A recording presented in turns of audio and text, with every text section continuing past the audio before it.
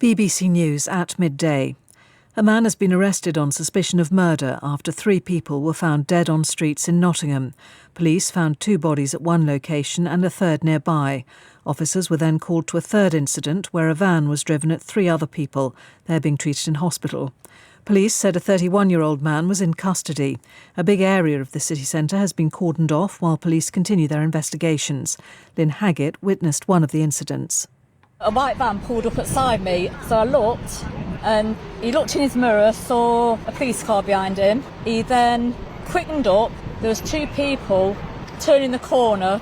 He went straight in to these 2 people.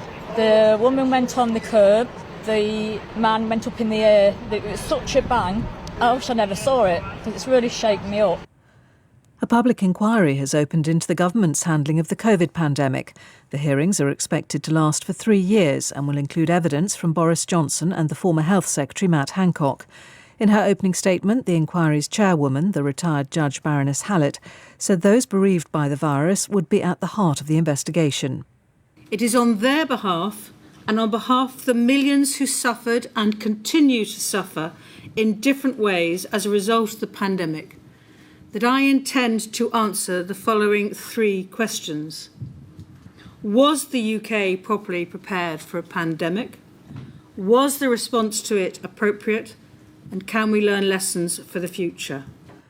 MPs have announced an inquiry into Ofsted's inspections in England, which will consider how useful they are. But it won't look into the death of the head teacher, Ruth Perry, who took her own life while waiting for a report which downgraded her school. The chair of the Education Select Committee, Robin Walker, said Ofsted had an important role, but there had been a notable groundswell of criticism. MPs have urged Parliament to consider updating abortion laws after a mother of 3 was jailed for lying to obtain pills to terminate her pregnancy beyond the legal limit. Carla Foster was at least 32 weeks pregnant when she took tablets designed for people who are 10 weeks pregnant or less. Nazir Afzal, the former chief Crown prosecutor for the northwest of England, said laws couldn't be ignored, but he would have been reluctant to proceed with the case. All abortion is criminal in this country. It's only because of exceptions, the 10-week, the 24-week rule that allows the abortion to take place, but it's still criminal. And that whilst the law exists, prosecutors have to balance, as I say, the public interest. In this scenario, I would have questioned the decision to prosecute.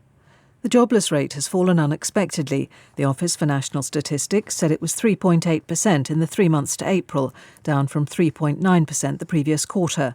The number of people in work hit a record high and rose past pre-pandemic levels for the first time. Sir Paul McCartney says he's used artificial intelligence to help create a new song by the Beatles. Speaking to the Today programme on Radio 4, he said the technology lifted John Lennon's voice from an old cassette, allowing him to finish the song. Our music correspondent Mark Savage has the details. In 1994, the 3 remaining Beatles turned an old cassette recording of John Lennon into 2 new songs. Now, technology has allowed Sir Paul McCartney to complete another of his bandmates' unfinished compositions. Where it had John's voice and a piano, he could separate them with AI. They tell the machine, that's a voice, this is a guitar, lose the guitar. And we've just finished it up, it'll be released this year. Sir Paul did not name the song, but it is likely to be Now and Then, a mournful ballad that the band previously attempted to record in those same sessions in the 1990s. BBC News.